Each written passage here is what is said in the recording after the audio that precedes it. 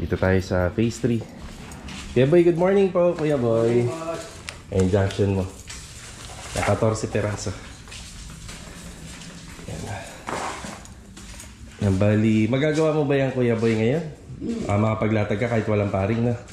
Oo. Pwede naman, doon na lang tayo sa trusses. Pwede. Sige. I-relate ko siya. Louie, good morning. Good morning. Ayan. Nagkulang ka talaga ng stick wheel na. Hindi. Kulang pa rin para dun sa taas. Pero marami-rami na yung nagagawa rito. Nagkakabit. Ilang piraso lang naman na. Ayun. Yan, dito na nga lang. Sakto isa kasi tatlo kada isa. Yan. Matibay po yan, mga karohas. Yan o. Stick wheel po yung pinangkakabit namin dyan. Pero kung yan ay gawa po sa simento, kagaya nito, yung purong pader, kailangan po adhesive. Pinabaklas ko na rito yung bintana. Yan, tapos mag-asinta tayo ng hollow blocks dito. So 1, 2, 3, 4. Kailangan natin ng mga 5 hollow blocks or 6. Yan, bali ito lang muna yung assignment nila rito, yung tiling, tapos yung electrical. Tapos yung spandrel natin dito, siguro mga 4 to 5 days, yan, madi-deliver na rito. Yan, bali itong metal framing natin dito, schedule natin for overtime. Yan, para makapag-ceiling framing na. Bali yung mga junction box na dala po natin para po yun sa mga pin light. Medyo madami pin light na ito sa labas. Tsaka dito na yung pakakapitin sa mga tubulars. Okay. Tara. Okay, dito naman tayo sa fourth project natin sa phase 3. Yung Angeli. Yan, nagkaroon ng rito. Nagkaroon ng problema rito. I-share ko lang.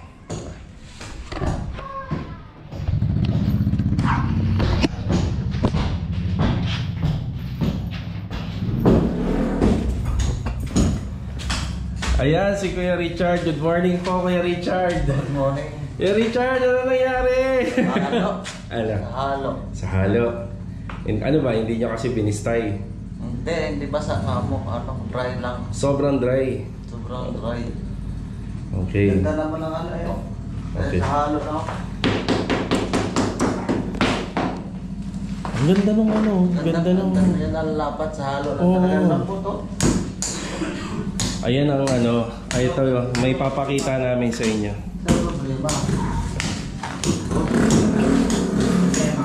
Pag gumagamit ka nung grout, oo, ito maganda. Ayan ang tigas, oh. Ganda ng lapat, oh. Okay, bali nagkaroon ng kapak yung installation. Ano kaya, may mga nabasag ba? Isa lang yun dyan. Pero may sobra tayo, di ba? Isa lang. Sige, walang problema. Kahit 2, 3 pa. Ang mahalaga maayos. Ang ganda Louie, no? Ito pala yan. Ito lang talaga ako. Ayan, oh. Yan, lesson learned yan. Ano ba nangyari na nag-prepare kayo ng halo? Ano nangyari? Ewan ko marunong halo ba? Double check mo rin, kuya. Ito double check mo din. Sinabi ko na sa kanya, huwag mo na ulitin to. Oo. Huwag ka, hindi basa? Hindi masyadong basa. Hindi ano. Ang kasa. Baka nag-base siya dun sa buhangin kasi natin na laging basa rito. Kaya hindi na siya siguro masyado naglagay ng tubig. Okay, kasi itong buhangin namin na nandito, yung stock, lagi po siyang lagi na po siyang nauulanan. Siguro, mahirap din kasi talaga magtansya eh. Yun ang hindi yan basta-basta natatansya. Siguro, yung halo, since basa nga yung buhangin, nag-aalangan siya na dagdagan palalo ng tubig na kuya. Kasi hindi na dry pack tawag doon. Pagka ganun. So, ayan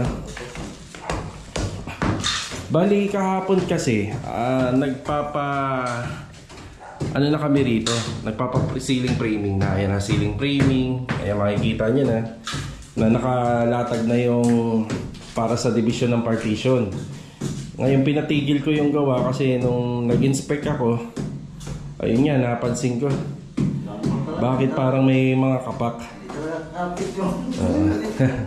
Kasi pagka kuya yan, nilagyan na ng framing yan. Wala na, lock na no. Wala na. Dito wala naman po kaming problema rito. Dito nagkaroon ng problema. Ayun. So dito po sa video namin, wala po kaming, or sa vlog namin, wala po kaming tinatago rito. Mas maganda nga yung nakikita natin na ganyan para ma-share natin. So yung paggamit po ng ating adhesive at saka ng ating grout, effective talaga. Ang problema doon nagkaroon sa dry pack. Ayan, yung halo lang ng dry pack. So kita nyo, ang ganda oh. Solid. Solid po yung ating ano rito. Nga lang, sa dry pack tayo nagkaroon ng problema. So, yan. Masasayangan lang tayo ng labor cost. Masasayangan lang ng konting materialis. Pero ang mahalaga, hindi natin to pwede kasing i-turn over kay client ng ganito. Ang kailangan po maayos. Diba? Diba? Alinang umulit tayo basta may turnover natin kay client ang maayos. Yan, bali si Kuya Richard ay dito muna nakapwesto. Kasi kapag hindi niya natapos to, hindi rin natin matatapos yung mga kwarto. Yan. Ayan, kasama sa ano to. Kasama to sa mga renovation na ginagawa namin. Yung mga ganitong senaryo. Ika nga doon sa umpisa, pagka may mali, hanggang finishing na kuya, mali na. Ayan. Kung nagkamali lang po ng konting tansya yung kasama natin kasi lagi kasing basa tong buhangin natin. Lagi siyang basa. Nag-aalangan siya dun sa magiging ratio. Yan, lagi kasing basa ito. Dahil nauulanan dito. So ayan, bali ulit lang tayo ng trabaho rito pero hindi naman ganun kadami. Konti lang. Ang mahalaga, maging maayos yung installation ng tiles kasi para matagalan na yan. Okay. Hindi tayo kapag natapos nila ito. Tara. Bumalik muna uli ako rito sa ating second project. Ayan, bumili tayo ng hollow blocks. 7 piraso na pala yung kailangan ni Louie. Hollow blocks. Yeah.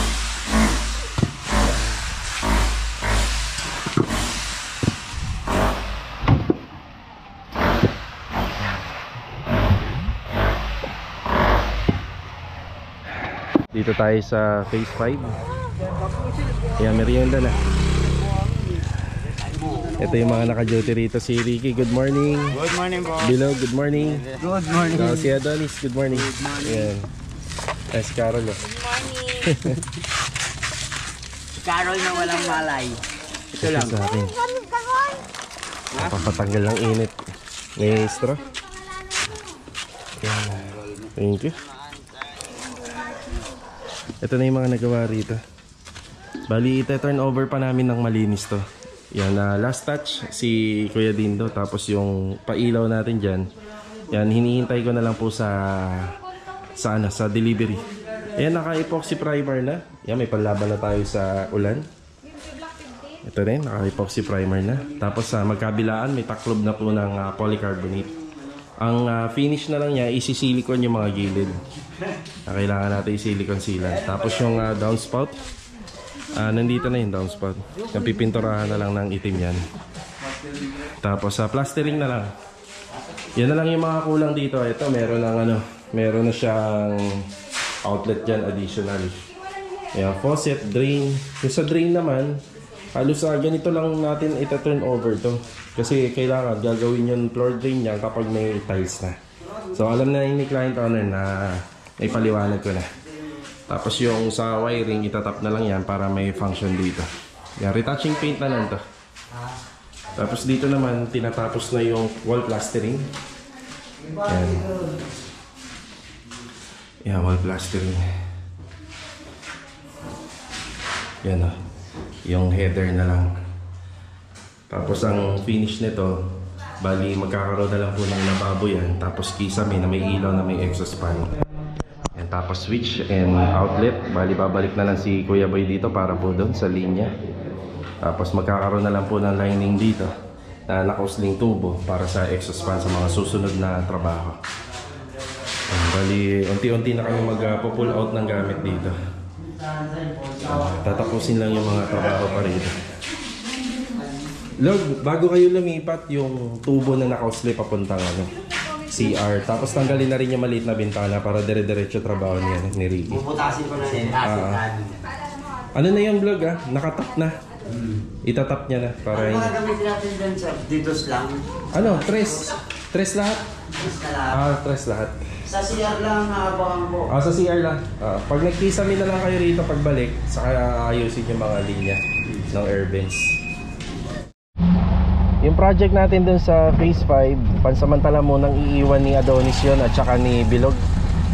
Lilipat sila rito sa phase 3 muna hanggat sa hindi pa natatapos yung plastering. Yung plastering ni Ricky ron, may curing time pa yon. Pag okay na yon at yung iba pang mga pinagagawa ko po ron sa CR, ayan, babalik na lang po sila doon para sa installation po ng ceiling framing, electrical. Ayan, tapos sa final touch or yung huling taong papasok doon si Kuya Dindo para doon sa mga finishing paint ng ating mga hard deflex insulation at saka yung roofing process at saka yung gate na rin, gate and grills. Bali yung ipapagawa natin sa kanila dun sa phase 3, yung ceiling framing para sa spandrel sa harapan ng bahay at saka yung nabubulok na gutter sa likod sa may second floor. Papa-reinstallan natin ng bagong stainless gutter. Okay, nandito tayo ngayon sa phase 4 and phase 6 Lumina. Ayan, mag-update lang ako rito. Yeah. Tara. Good morning nga po pala sa lahat ng aming client owner. Ito, nandito tayo sa phase 6. May mga ilang pang mga tatapusin dito. Si Kuya Dindo nga pala, nagpaalam, half day lang muna. Then nilista na natin yung mga kailangan pa natin dito. Ayan, medyo mahaba pa. Yan, ano na to, finishing installation. Kuya Rigor, good morning po. Morning, boss. Yan, good morning. Ito nga pala, yung mga cabinet handle, hindi ko na isama. Eh, si Master Jojo, good morning. Good morning. Jo, hindi natin nasama yung cabinet handle. Bilangin na rin natin. Ayan, bali, nandito si Master Jojo kasi para mabawas-bawasan yung mga pintuan dito para mapaluwag po natin. Ayan, medyo maluwag na. Unti-unti niya nang kinakabit. Yun nga lang, nadala ko yung mga tornilyo. Nung nag-pull out ako ng mga gamit dito, nadala ko. Ayan, ihahabol ko na lang. Isang pintuan, ayan, nakakabit na. Tapos unti-unti na kinakabit yung level type na doorknob. Tapos bibili rin tayo ng mga ano ngayon, yung no more nails para maikabit yung WPC. Ayan dito. Ayan, yung pailaw na lang dito. Tapos dito naman yung mga pinto. Yung mga pinto natin. Tatlo yan. Ito pa. Yan, nadala ko lang yung mga tornilyo. Unti-unti na ako kumpletuhin. Tsaka hangiran pala. Hanger rod para rito na. Sige, flanges at saka yung hanger rod. Sasabay ko na lang yung cabinet handle. Apat na. So, dalawa. Sakto, apat. Yan. Ito, huli na to, yung hagdanan. Ilang araw pa natin at ilang linggo makikitang ganito lang to. Yan, huli na lang to para safe siya. Tapos yung curtain rod, yung maghahanap pa tayo. Sige kuya, okay na. Sige. Mamaya na lang yung ano mo. Yung mga pinabibili mo. Hatid ko na lang. Bali ito, pinapag-finish ko na yung mga hard planks. Tara. Bali ito, kanina galing na tayo ng hardware. Bali yung mga dala-dala natin para sa phase 6. Tapos bumili tayo rito sa All Home ng T5 valve light. Tara. Bali break time na po. Wala na akong inabutan na tao rito. Yan, ito lang naman yung mga karagdagan na binili ko. Yung locker, clear glass locker, tsaka locker flow. Yan para po dyan sa gate. Tapos sa mga finishing installation, kanina galing ako ng All Home. Ayan, bumili na ako ng T5, bali daylight yan, para dito sa ilalim. Tapos ito na yung mga stainless na clean out valve natin. Meron tayo sa septic tank at saka dito sa ilalim ng lababo. Yung mga additional na supply hose. Ito yung supply hose natin. Tapos yung ball valve nya, bali one way lang. Tapos ito, cable tie para po rito pag kinabit yung range hood. Yan, para po dun sa dulo. Yung plug na rin para sa range hood. Tapos yung P-trap natin para naman dito sa laboratory. Itong sa laboratory, yung basin natin, bibilhan ko pa ng tiles po ito. Para matuluyan, maikabit na po yan.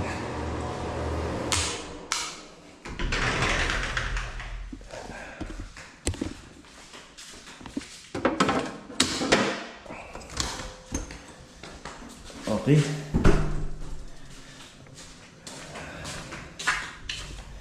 Bali, meron pa akong hindi nabibili, yung no more nails. Kasi ang gusto ko yung nasa tube. So, bibili tayo ngayon. Para maikabit na yung mga wall-fluted panel.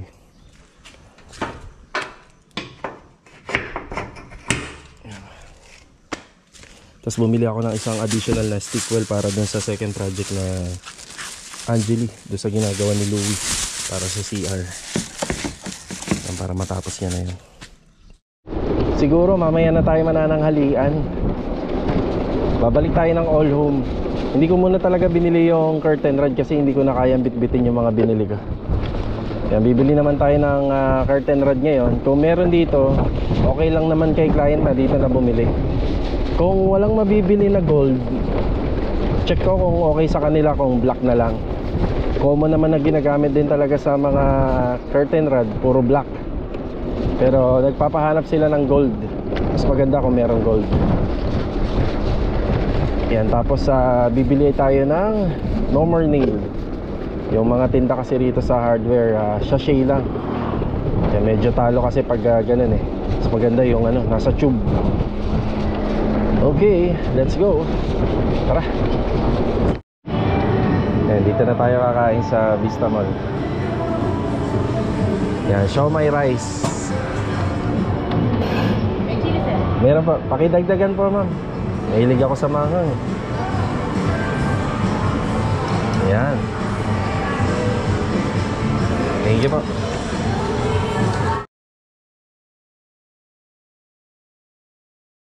Okay, dito na tayo sa loob. Ito yung binili natin, meron nga.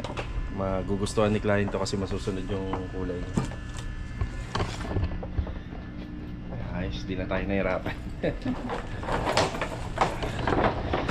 Bali yung sukat nung tatlo nasa 180 cm. Tapos ito naman 120 pababa yung dalawang bintana. Okay na yan sir, tara. Yan na. Ganito po yung style para maporma. Yan na. Sulit yung ating pagpunta rito. Kung wala akong makikita ng ganito yung bibiling ko. Yan, black.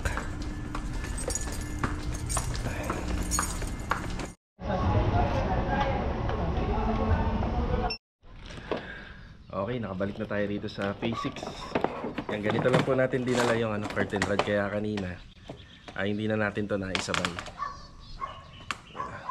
Nakapatong lang sa balikat natin. Tapos nakasandal dito. Nasapakan itong ating e-bike. Bali, hindi na muna ako umuwi dahil nandito na si Kuya Dindo. Kuya Dindo, magandang araw. Good morning. Ay, magandang hapon. Ayan, nagbigay ako ng instruction sa kanya. Kuya, natatandaan mo kung ilan? Ilan yung height? 220. Yan, 220. Yan, 220 cm yung binili kong mga kortina. May allowance na po yun. Yan, sa flooring, susukat lang si Master Jojo. Hanggang dito, doon na siya magbubutas. 220. 7 feet kasi yung mga kortina ni ma'am. Yan, bago tayo magkabit niya, naalamin muna natin kung gaano kataas yung height ng kortina. Okay na tayo rito. Kuya, una na muna ako ha. Sige. Hindi pa ako nakakabili ng no more nail na nasa tube. Doon kasi tayo makakatipid eh. Mas maraming laman at saka mas mura siya. Siguro hindi na muna ako magpapahinga. Dire-diretso na tayo, wala nang break time. Total naman nakakakain na tayo ng pananghalian doon sa All Home. Diretso na ako dito sa Paradahan. And dito tayo bibili ng No More Nail na tube at saka yung kulang na tiles para sa vanity. Para kahit papaano makompleto ko na lahat ng kailangan na materyales doon sa ongoing project natin sa Phase 6 Athena. Okay. Ayan, let's go. Thank you. Puno medyo. Puno medyo ang metal screw. Okay na, no more nails. Tara.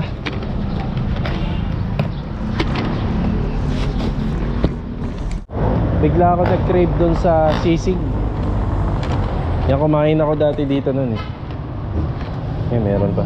Isang sisig tsaka isang kanin lang po. Ang bihira lang naman ako kumain ng sisig eh. Saglitan lang natin. Anong sabaw niya, te? Salamat po. Pahingin na lang sabaw, te ha. Thank you po. 2 beses tayong kumain ng tanghalian ngayon. Kasama na dun yung hapunan na. Yan, bibili tayo ng tiles dito. Isang piraso lang.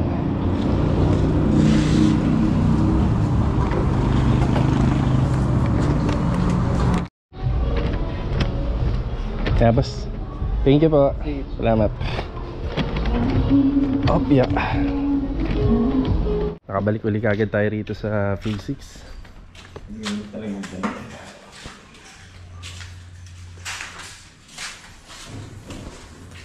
Ayan, nagkakabit na uli sila ng cornice dito. Ayan, may ikutan na to. Tapos diretso pintura na rin.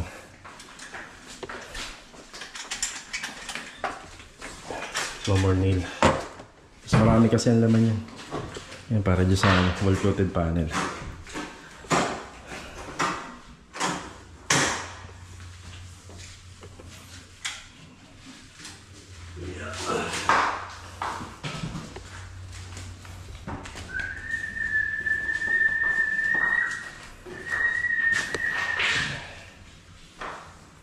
Yan, sa Phase 3 tayo rito sa second project.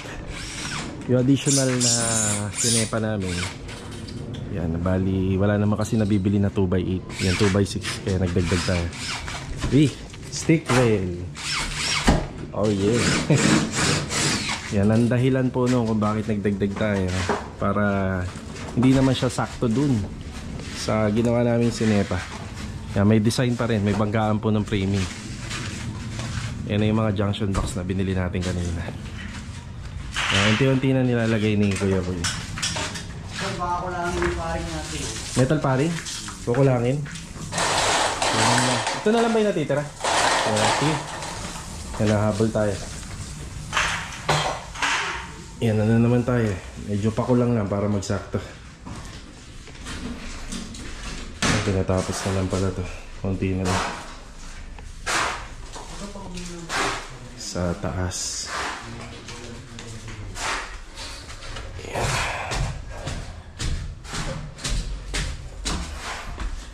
Yung bintana, binaklas na natin. Ito na yung panibago kapalit. Yan, bali sintadahan po ni Louie ito. Hollow blocks.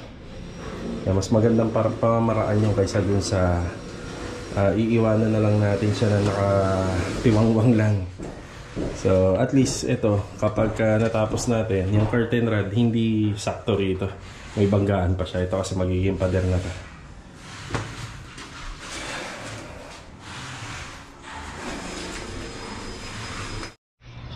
Ito yung third project natin.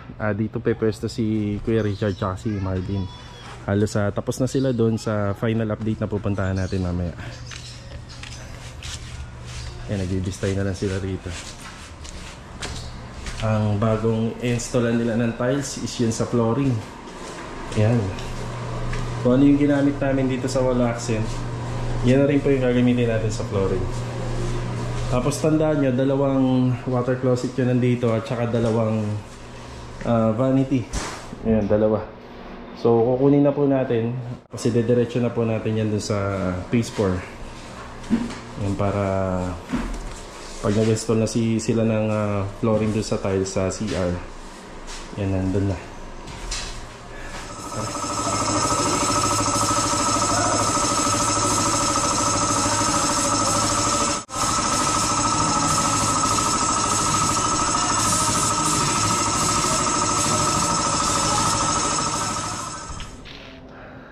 Final update tayo ngayong araw po ng Miyerkules dito sa Phase 3. Yan, check natin yung mga nagawa rito.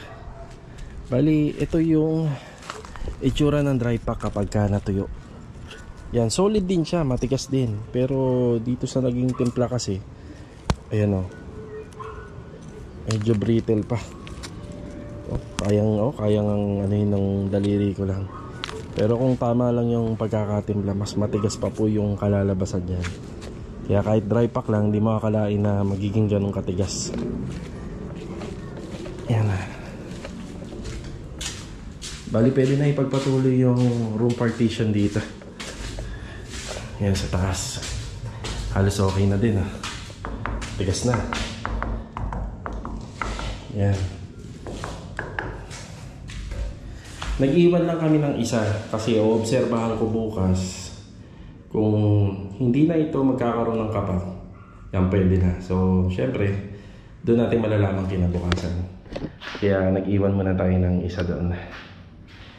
Pagka okay na lahat, kasi ang technique ko dyan, kapag nilahat natin tapos meron na naman kumatok na isa, so may sisirain na naman tayo. Kaya yan, open na siya. Para kahit papaano magkaroon pa, at least okay na. Pero ito 100% okay na to. Yan, nabalikan na siya. Yan, maraming salamat ulit kay Kuya Richard at kay Marvin dito. Yan, ganun lang talaga. Sa trabaho, kailangan natin tiyagain. Okay. Hanggang dito na lang po muna yung ating update ngayong araw ng Miyerkules. Ayan po yung mga naging kaganapan sa mga ongoing project po natin. Tsaka yung nangyaring installation ng tiles dito sa Project Angeli natin, na fourth project dito sa Phase 3. Mga karos, meron nga lang po akong gustong batiin. Yung binabati ko si Jonalyn, yung anak ni Master Jojo, ng happy 18th birthday. Ayan, debut niya ngayon. Yeah, more birthdays to come pa. God bless. At magpapakabait palagi at sumunod sa mga magulang. Yan ang importante. So hanggang dito na lang po. Kita-kita na lang po for the next video. God bless po sa ating lahat. Ito, paalam po muna. Tara. Mga karos, pahabol na shoutout tayo. Yan, shoutout kay Sir Carl Randolph Munsod, at saka kay Ma'am Jennifer Bilangel, at saka kay Ma'am Mirna Dungan. Yan, God bless and always ingat palagi. Then happy birthday na rin ngayon darating na July 11 kay Ma'am Bienelli from San Carlos City, Pangasinan, at saka kay Sir Juntabs from Anabu. Yan, God bless. Ingat po palagi.